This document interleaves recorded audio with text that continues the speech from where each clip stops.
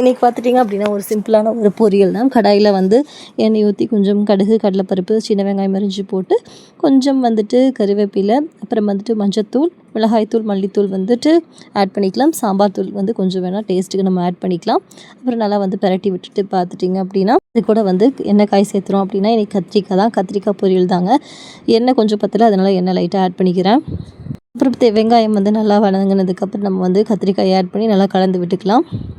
அப்புறம் வந்து கத்திரிக்காய் வதங்க எனக்கு ஒரு ஐடியா தோணுச்சுங்க. ஒரு சூப்பரான ஒரு ப்ராசஸ் செய்யலாம் அப்படின்னு சொல்லிட்டு ஃப்ரிட்ஜில் வந்து வெண்ணெய் எடுத்து வச்சுருந்தாங்க எங்கள் அத்தை. சரி நம்ம வந்து உருக்கி வந்து நெய் செய்யலாம் அப்படின்னு சொல்லிட்டு வந்து பிளான் பண்ணாங்க. எனக்கு இந்த வெண்ணெய் வந்து உருகிற ஸ்மெல்லு, அப்புறம் வந்து அந்த சவுண்டு ரெண்டுமே ரொம்ப பிடிக்குங்க. ஸோ ஃபுல்லாக உருகிற வரைக்கும் நான் பார்த்துட்டு தான் இருப்பேன். எனக்கு செய்ய தெரியாது. ஸோ வந்து செய்கிறது வந்து நான் பார்த்துட்ருப்பேன். அப்புறம் வந்து உருகி முடிச்சிருச்சுங்க.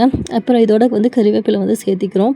முருங்கை தழை வந்து பறிச்சுட்டு வரக்கு ஒரு சோம்பேறித்தனம். அப்புறம் வந்து பக்கத்தில் பார்த்துட்டிங்க அப்படின்னா கத்திரிக்காய் வந்து சூப்பராக ரெடி ஆயிடுச்சு.